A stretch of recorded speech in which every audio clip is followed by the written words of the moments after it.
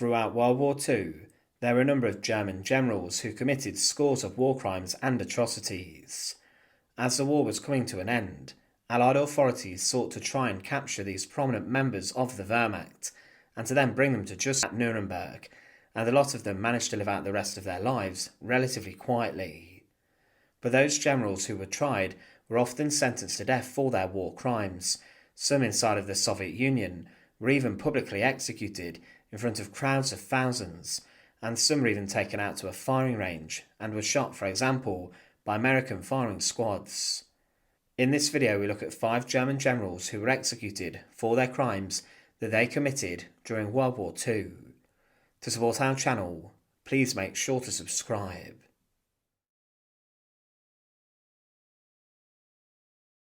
As a young man, Wilhelm Keitel was born into a comfortable household, and his father held a significant amount of land.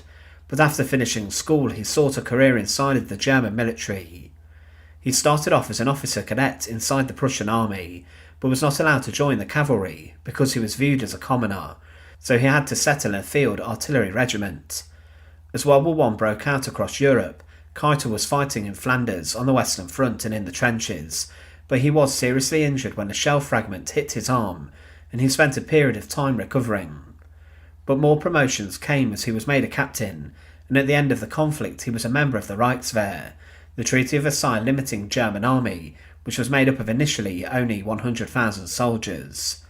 But Keitel was a man who also joined right-wing paramilitary groups, and he was a Freikorps member, who was not happy with the Weimar government and the aftermath of the First World War. He helped to organise the Freikorps and gained a lot of respect for this, and he later became a member of the Ministry of War in 1929, but when Hitler took control he was serving as a head of the organisational department of the military.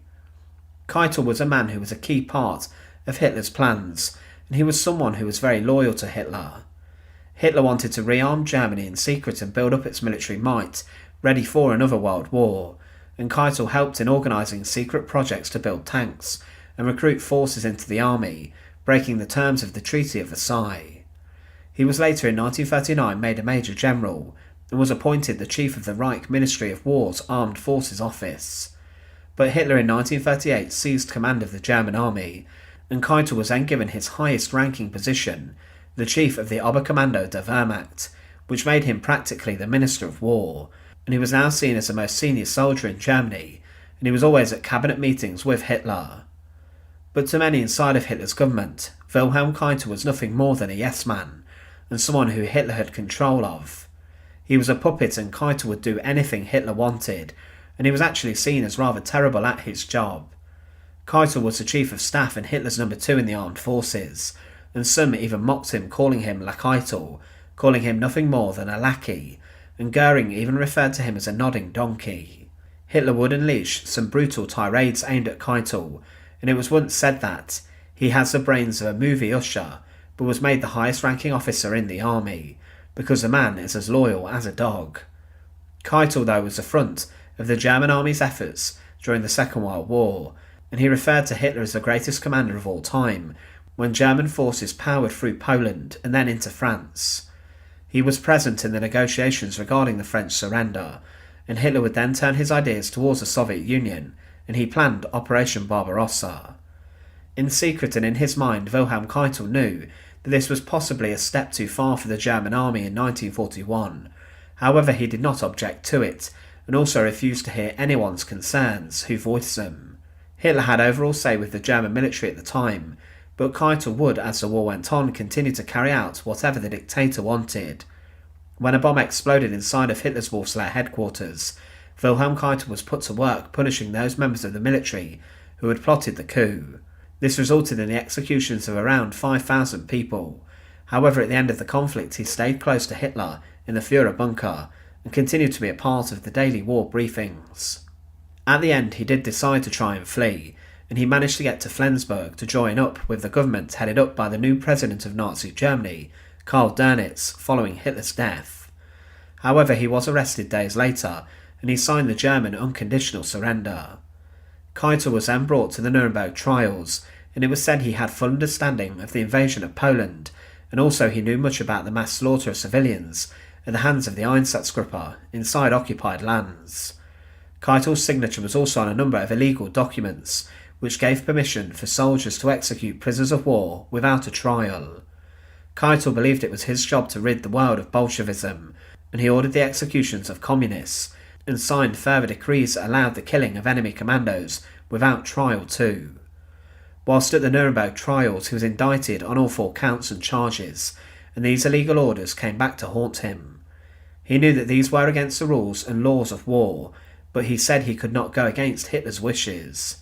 He said at the trial that, as these atrocities developed one from the other, step by step, without any knowledge of the consequences, destiny took its tragic course with fateful consequence. Keitel knew what the sentence would be for him, and he would have preferred to have been executed by a firing squad as a member of the military, suffering a soldier's death, but this was not allowed, and Wilhelm Keitel was to be executed like a common criminal and murderer on the gallows alongside the other condemned defendants. The Nuremberg executions took place on the 16th of October 1946, and 10 executions took place early in the morning. The man who was carrying these out was John C. Woods, an American executioner, who is remembered in history for his botching work, and the Nuremberg executions certainly did not go well. The method Woods used was the standard drop method, but he was also having to work with a trapdoor that was not working well, and it was too small for someone to fall through without hitting the sides, and sometimes a trapdoor smashed a condemned on the head as they fell through.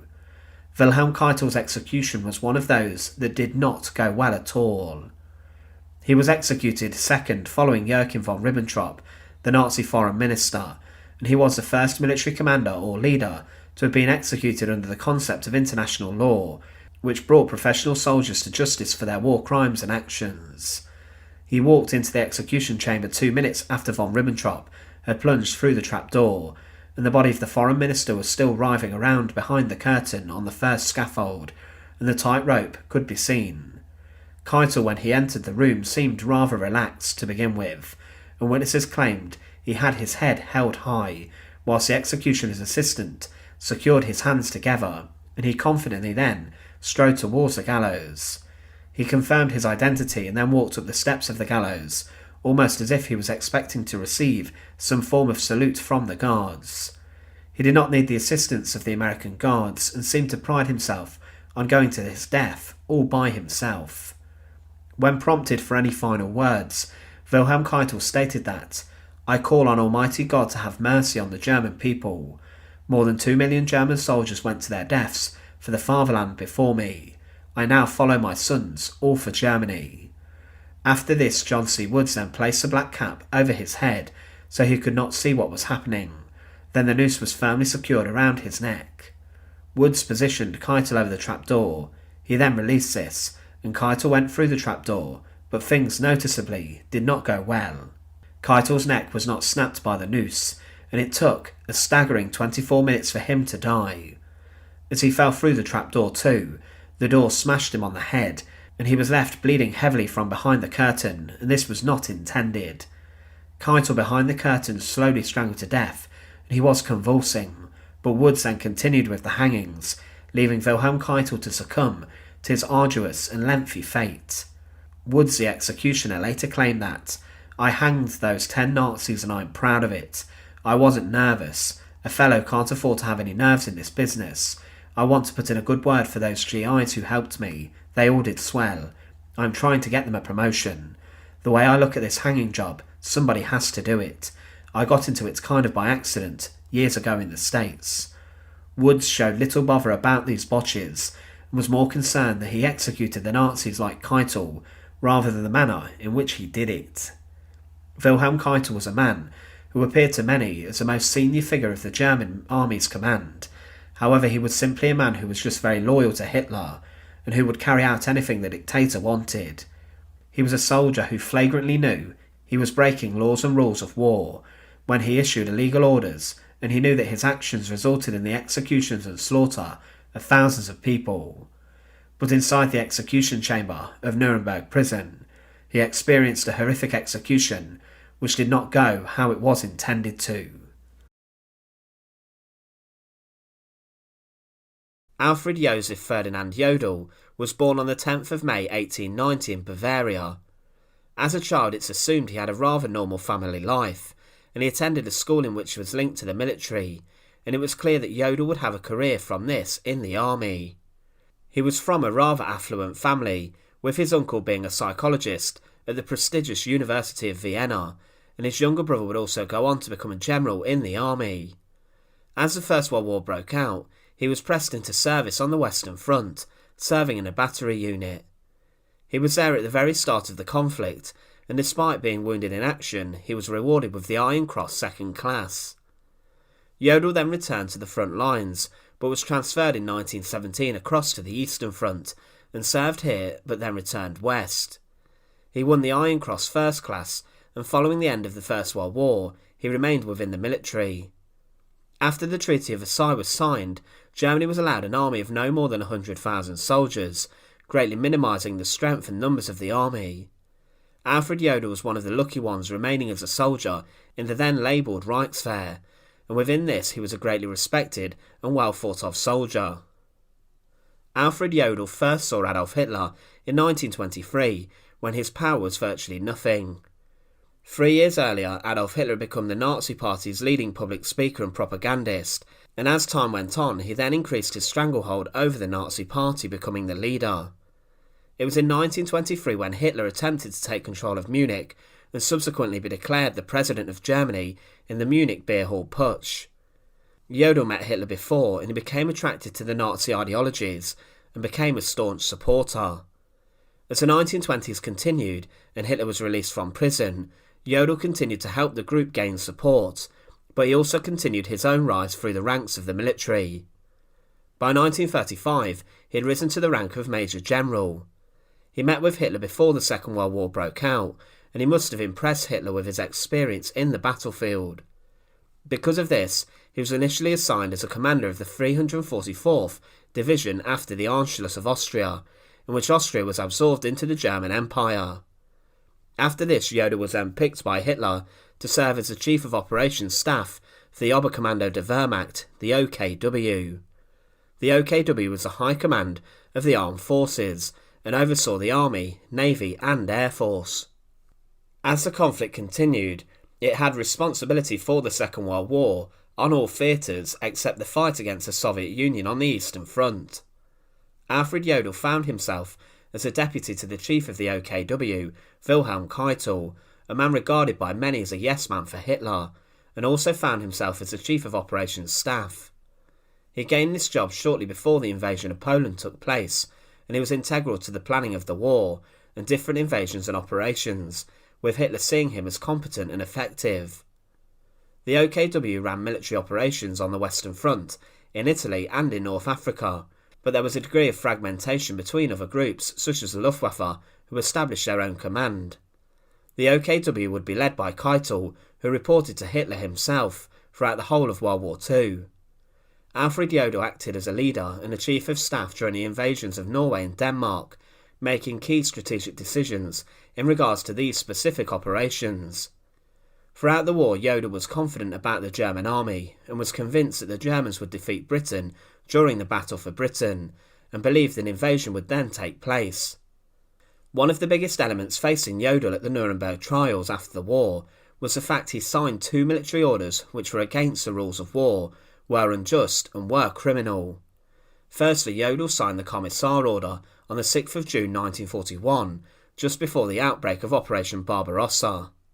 This order stated that any Soviet political commissar identified amongst captured enemy soldiers would be executed instantly. This order stated that all prisoners Bolshevized or influenced by Bolshevism should also be killed. Hitler, who gave the order, wished to rid Europe of communism and Bolshevism, the key enemies of Nazism. He knew when he issued this that it was illegal, but said that any soldier who carried out an execution or killing would be absolved by Hitler's Nazi Party and would not be held accountable. It stated that immediate and severe measures must be taken. They are therefore, when captured in battle, as a matter of routine, to be dispatched by firearms, indicating that they should be shot. The Commissar Order also stated that anyone with a red star with a golden hammer or sickle on the sleeves should be killed, showing the German army how to identify these specific people. Because of the Commissar order, thousands of Soviet soldiers who should have been listed as prisoners of war and treated with certain allowances were shot dead when they should have been placed under custody.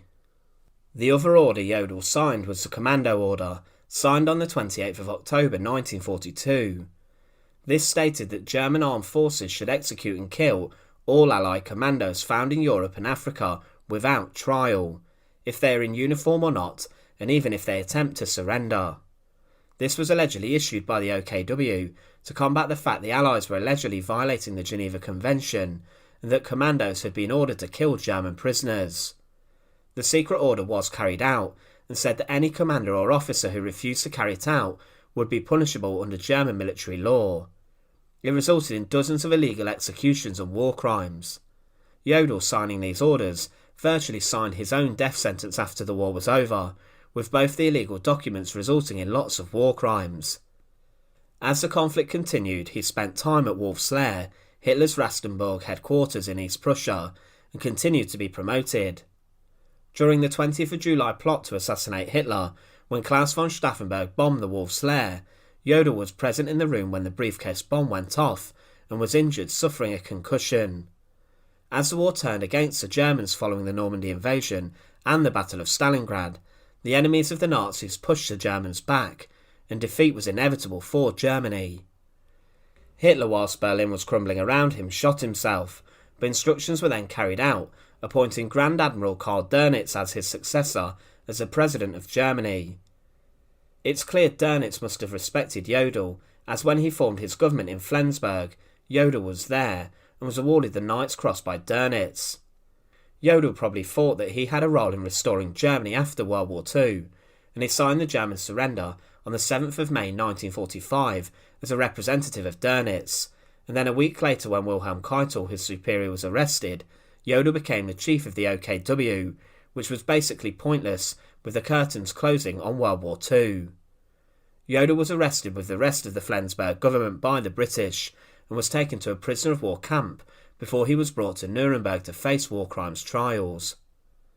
Alfred Jodl was accused of conspiracy to commit crimes against peace, planning, initiating and waging wars of aggression, war crimes and crimes against humanity, all 4 of the charges. He was seen as a high-ranking member of the military, and the charges brought before him specifically related to the 2 illegal orders, the Commissar and the Commando orders, that Jodl signed, saying that those who would be regarded as prisoners of war should be just shot when captured. He was also accused of being complicit in other atrocities, and was presented with evidence about mass shootings of Soviet prisoners of war. He said that the only prisoners shot were those who did not want to walk. More evidence emerged with him being accused of being involved in the unlawful deportation of Jews and others, and also in ordering executions and being complicit in these. His signature was found on an order that sent Danish citizens and Jews to concentration camps, and this was also used against him. Jodl pleaded not guilty, however was found guilty of all 4 of the charges put forward against him. Because of this, he was sentenced to death and was to be executed in the gymnasium of Nuremberg prison by a botching executioner, John C. Woods. On the 16th of October 1946, these executions were carried out. The Nuremberg executions were noted for not going as straightforwardly as they could have done, as the executioner performed his role poorly. Firstly, the trapdoor was too small, and many who fell through smashed their heads on the side, causing bleeding. Also, John C. Woods did not use the same methods as other executioners, and many executions took a number of minutes for the condemned to be killed, slowly strangling to death. In some cases it took between 14 and 28 minutes for the condemned to die, and John C. Woods was noted for even pulling down on one body as the neck had not been broken, strangling a Nazi to death. Alfred Jodl was the 10th of 11 defendants to be executed, however was executed actually 9th, as Hermann Goering had taken his life the evening before. He was led into the gymnasium and was flanked by US soldiers. Inside the gym was a gallows that had been made to perform the deaths, and Jodl was brought in following Fritz Sauckel's death. He was brought into the room shortly before 10 to 3 a.m. in the morning, and he was led up the stairs of the gallows. He was then handed over to John C. Woods, who then asked him for any last words, and Jodl stated, "My greetings to you, my Germany." The hood was then placed over his head, and he was shuffled over the trapdoor before the door was released, and Jodl plunged straight through it. Judging by the fact that Arthur Sesenquart was executed 9 minutes after Jodl, we can consider that Jodl's execution was one of the more straightforward ones performed that day, with no bleeding being visible on his body or wounds from the trapdoor. Alfred Jodl was incredibly powerful during World War II and was known for being a prominent member of the Nazi High Command. He was a respected military general and leader, and along with Keitel wished to carry out Hitler's demands to invade different lands and build up a huge empire. It was Jodl himself who signed his own death warrant, being complicit in the signing of the commando and commissar orders, and this evidence could not be denied. When he was brought to Nuremberg, the evidence against him was incredibly damning, and later trials would prove that the commissar order was carried out with brutality. A further trial carried out the year later sentenced a number of Wehrmacht officers to prison time for shooting Red Army soldiers and POWs. Alfred Jodl was a key instrument in the Nazi war effort, and in Hitler's plans to take different lands and inflict such misery and suffering onto people living there. Ludwig Kubler was born on the 2nd of September 1889 inside of the village of Hopferau, which was close to Munich in Bavaria. His father worked as a doctor and physician, and he had a rather large family. Following his schooling, he graduated with top grades, and he did have a place at a prestigious school. However, Kubler dreamed of a career inside the military, and he chased this dream for himself. He joined the 15th Royal Bavarian Infantry as a cadet on the 20th of July 1908, and he then began to rise throughout the different ranks of the regiments, before he then attended the war school based in Munich. In terms of how skilled he was at this time, he passed his class 5th out of 150 students, and in January 1913 he then joined a machine gun company, and also took part in riding training to complete cavalry missions. He was a soldier who must have believed that learning was the forefront of every good soldier, as he did study a lot. But as the First World War broke out, Ludwig Kubler first saw action on the Western Front as part of the 15th Bavarian Infantry, and he was involved in tough fighting around Lorraine and also Saint-Quentin, and he was then given command of his own machine gun platoon. He received his first significant award on the Western Front, being given the Iron Cross Second Class. However, it wasn't long before he suffered a severe injury that would haunt him throughout the rest of his life. An artillery shell exploded near to him, and the splinters left him with a number of facial wounds, and these left a lot of scarring. But he was adamant to get back to the fight, as he returned to the front lines before his injury had healed properly. He then fought during the Battle of the Somme, and was then awarded the Iron Cross First Class. He finished the First World War as a Hauptmann or a captain, but as the Treaty of Versailles limited the German army to 100,000 soldiers, Kubler was one of those men who was retained in the new Reichswehr, which was established. He continued to serve inside the armed forces, and he became the General Staff of Group Command 1 in Berlin, and rose to the rank of Major, and then in November 1933, following the rise of Hitler to the position of Chancellor, he became the Chief of Staff of the 7th Division, before he moved across to the newly established Wehrmacht, Hitler's new army. He became a General Major the year before the Second World War broke out, but Hitler needed experienced soldiers for his aims and plans to spring a new war onto Europe. He relied on men such as Kubler to lead many men who had not been involved in conflict before. Specifically, Ludwig Kubler had been assigned to command the 1st Mountain Division, which was filled with soldiers from Bavaria and Austria. It was a very strong division, and at the start of the Second World War they saw action in Poland during the invasion. They were part of the 14th Army, and they had a number of victories, including the capture of the strategically important Dukla Pass, the lowest mountain pass in the Carpathian Mountains, and Kubler was then awarded the Knight's Cross for his command. After his fighting in Poland, Kubler's men were then sent to France, and they fought in the subsequent invasion, and they also saw action in the border regions. They were planned to be involved in the possible invasion of the UK, known as Operation Sea Lion, but the plans for this fell flat after a number of months of planning. They were also considered for the capture of Gibraltar, but this was also cancelled. Because of the scars on his face, Kubler was known as Limping Nurmi affectionately, and he then was asked to command the 39th Mountain Corps. They were involved in the invasion of Yugoslavia and then Operation Barbarossa. But on the 19th of December 1941, Kubler was appointed the commander of the 4th Army, and at this time he appealed to Hitler to withdraw some of his forces because of the terrible winter conditions of the Soviet Union, and many of his soldiers were dying because of the ill equipment they had been given, and also due to the extreme temperature. Hitler would not allow Kubler's men to withdraw, and he thought this was a disgrace, and he knew his men would suffer further if they did not seek help. Later, because of the problems in the Soviet Union, he was taken from his command position and was then placed in reserve, but in 1943 Kubler was then placed in command of Army Group Central Rear Area. This was a group of soldiers and men whose job it was to maintain the security behind the fighting forces and to hunt down those who were being persecuted by the Nazis, and also those resistance elements such as the partisans who were causing chaos with sabotage. Under Kubler's leadership were also groups of Einsatzgruppen death squads who carried out mass slaughter inside of settlements and towns, gunning civilians down in huge pits and mass executions. They tried to attack people they regarded as bandits, and the actions of those men under Kubler's command resulted in the burning down of villages, deporting of thousands of people for slave labour, and the slaughter of thousands of people. Kubler continued to command units and groups until the end of the Second World War, but he was then wounded and captured whilst fighting in Yugoslavia. Kubler remained behind bars, and he was brought to a war crimes trial, and he was a defendant inside of a Yugoslav court alongside a number of other senior German officials, including General Hans von Höslin. Kubler was accused of war crimes, and his forces were linked to massacre and destruction of villages. He was then condemned to death alongside a number of other defendants, and was then to be executed. However, this is where there is confusion regarding his execution.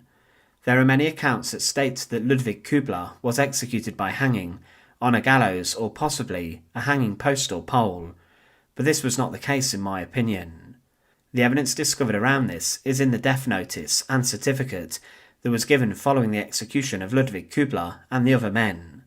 Many other defendants that are stated to have been given the death sentence are said to have been shot by a firing squad, and this was the case with Hans von Höslin.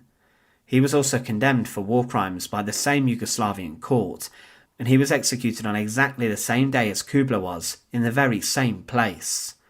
This leads to the probability that Kubler was executed alongside Höslin, who was also a general, and the death sentence notice also confirms that there were other members of the German military executed alongside them. Also, it was more common to execute senior members of the military using a firing squad or a gunshot, as this was considered slightly more noble than using hanging. On the 18th of August 1947, with this in mind, Ludwig Kubler was one of a number of men to be executed by the firing squad, which had been gathered. The executions took place in Ljubljana. The men had been taken from their prison cells, and they were executed early in the morning. Just after 5 a.m, Kubler was led out to the firing range, and he was secured to a post. He had been tied to this, and it's not known if a blindfold was offered to him, as his firing squad were gathered opposite him. The men to execute him were probably made up of a number of soldiers rather than just one sole executioner, and they were probably armed with their rifles. A commanding officer would have ordered the executioners to ready, and they would have stood facing Ludwig Kubler, the experienced German general, with poise, before they received the order to fire and shoot. This was then given, and the bullets then crashed into Kubler, and if he had not been killed instantly, the commanding officer, responsible for the firing squad, would have then given him a coup de grace gunshot to the head, finishing him off. The death notice mentions von Höslin, alongside others including Kubler himself, indicating that they all died in the same manner and in the same method on the firing range within Ljubljana.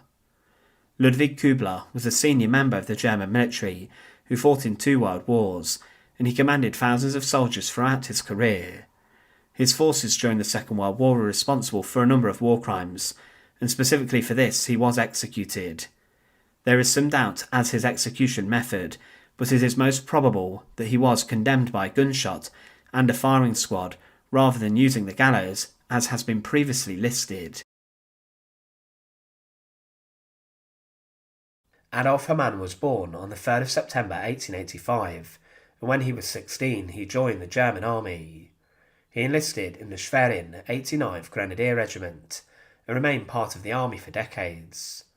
He saw service during the First World War, and in 1914 he was considered a very distinguished soldier and was awarded the Iron Cross twice in just the early days of the conflict. He continued to serve after the German surrender inside of the Reichswehr, the permitted army that Germany were allowed to have, and following the changes made to the military, Hamann then joined the Wehrmacht. It was clear that Hitler had plans to invade different countries and to try and conquer wherever he could to build up his empire. He relied on strong military leaders such as Hamann to command German forces, many of whom were not the most experienced. But following the invasion of Poland, the whole Second World War broke out. Adolf Hamann was then given command of a frontier defence zone on the Polish border, and he was to repel any enemy soldiers that would approach. At this time this was not the most significant role in the conflict, as the Wehrmacht rampaged into Poland, and they pushed the Polish army back heavily. Hamann's group were just there to watch the border, but he was a trusted commander. Then from August 1941 to January 1942, he was transferred to serve as the commander of the 239th Infantry Division. This division served on the border between Poland and Slovakia, but they did not do any fighting. They then became part of the reserves of Army Group South, but they then stood during the Battle of France. But the 239th Infantry Division was dissolved in December 1941, whilst part of the 6th Army on the Eastern Front, as they suffered incredibly heavy losses and casualties. Following the dissolution of his division, Adolf Hamann was then transferred to the Führer Reserve, which had been established during the war as a collection of high-ranking military officers who were awaiting redeployment to new tasks and regiments to command. As the war went on, the Führer Reserve became filled with a number of officers who were difficult, dissident to Hitler and the military's hierarchy, and those who were also classed as incompetent. But then he was assigned as the commander of a regiment in the 270th Division, who were based in France and stationed in Reims.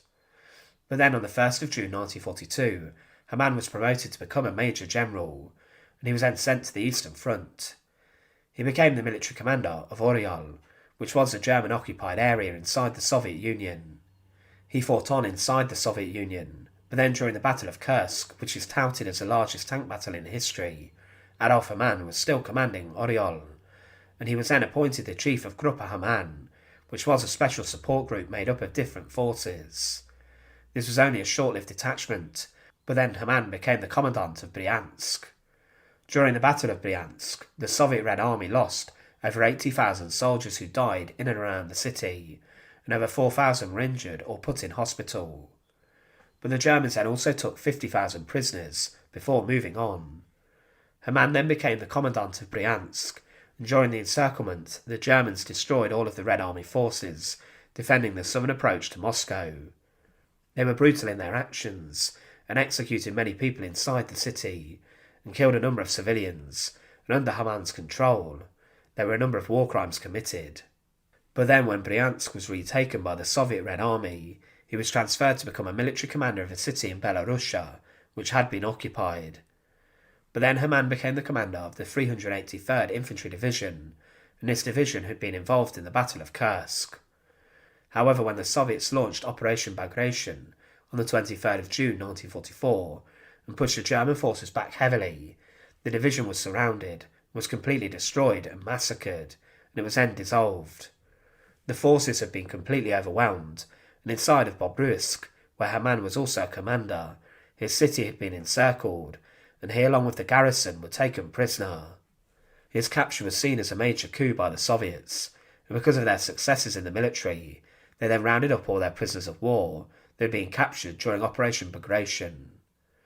Then the Red Army and Soviet officials force-marched Adolf Hamann and 50,000 other German soldiers who had been captured through the streets of Moscow in front of the Soviet civilians, who were jeering and celebrating the capture of these men.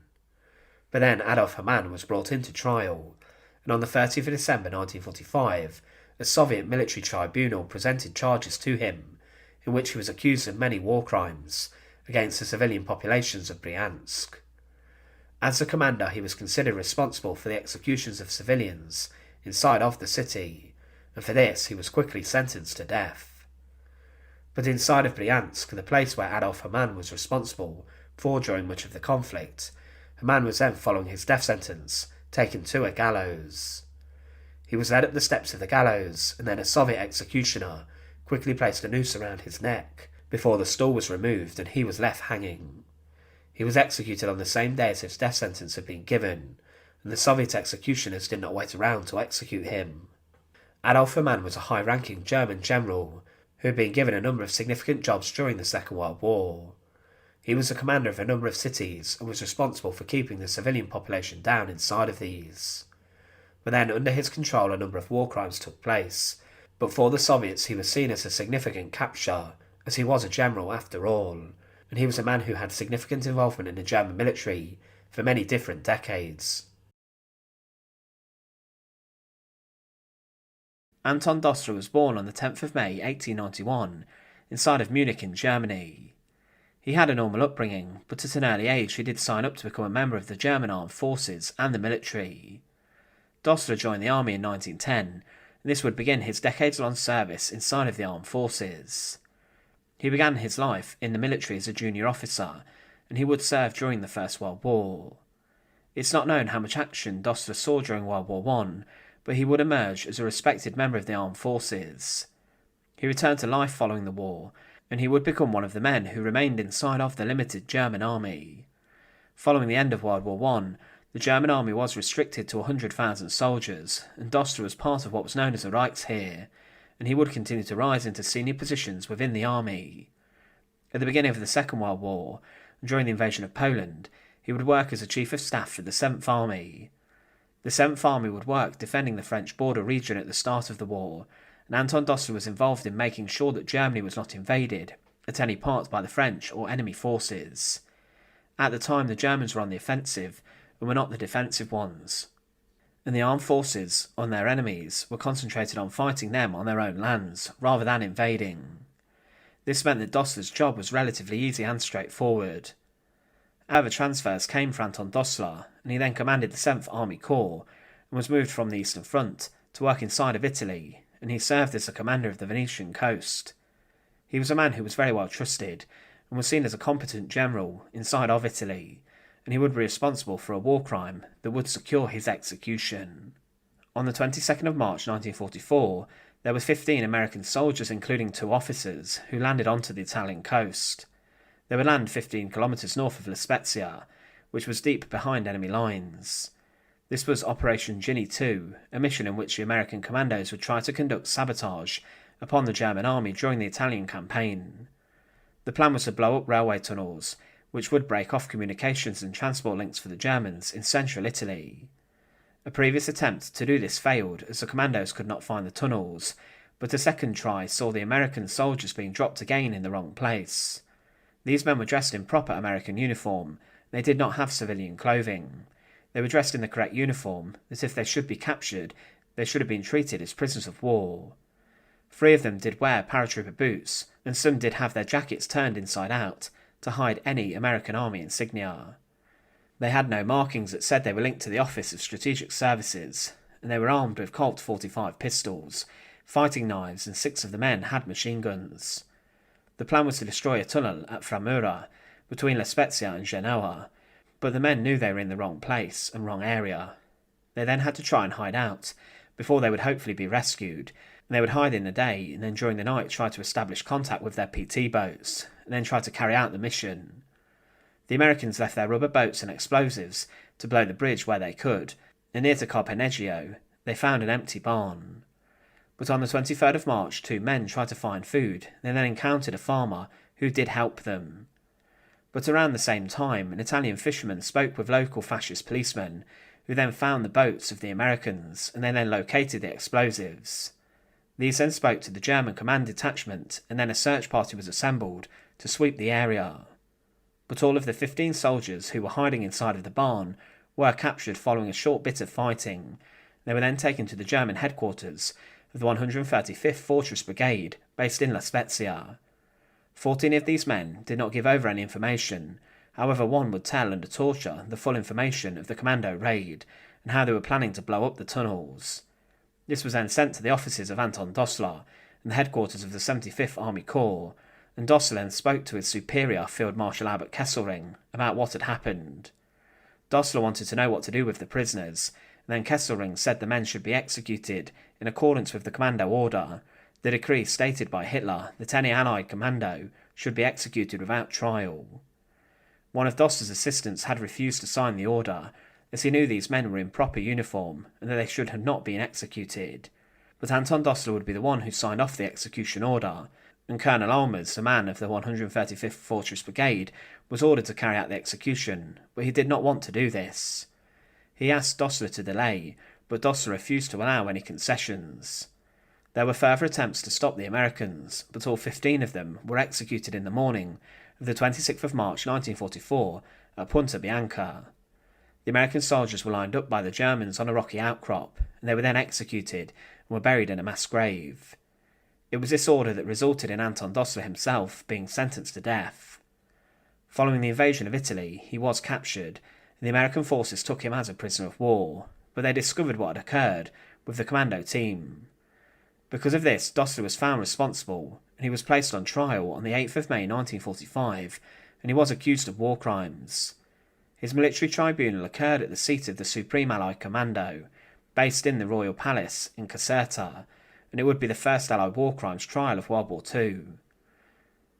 Dostler was accused of having carried out an illegal order which violated the Geneva Convention, and it resulted in the murder and slaughter of Allied soldiers. Dostler claimed that his superior, Kesselring, had issued the executions, and that Dostler had just passed this on, but he claimed that the executions of the Americans was lawful, but he tried to wash his hands with the responsibility. However, this was not accepted, and despite appealing for clemency, Anton Dostler was found guilty of war crimes. It was said he was in violation of Article 2 of the 1939 Geneva Convention on Prisoners of War, and that no soldier, and still less a commanding general, can be heard to say that he considered the summary shooting of prisoners of war as legitimate, even as a reprisal.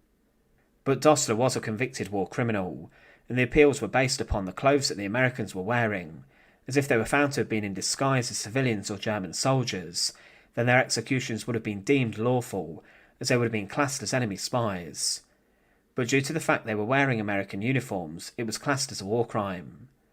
But Anton Dostler was sentenced to death, and the execution would take place inside the Italian city of Aversa. He was to die by a firing squad, as a soldier would have wished for his execution. A 12-man group of American soldiers were gathered for this, and they were assembled before 8 a.m. on the 1st of December 1945. But Dostler was then brought out from his prison cell, and he was taken to a firing range. At the bottom of the range was a stake, and he was tied to the execution post, and his arms were bound, as were his legs. A black hood was then placed over his head, and the officer in charge then gave the order to fire. He was killed instantly, and following his execution, his body was gathered and was wrapped in a white cloth before it was buried in a German war cemetery. But Anton Dostler was a very prominent member of the German military, and he was a man who was well trusted by Hitler and other Wehrmacht generals. What signed his death warrant, though, was the fact he had signed off on the executions of American prisoners of war, who should have been given better treatment than they received. These men should not have been executed, but they should have been allowed to live out the rest of the war inside of a prisoner of war camp.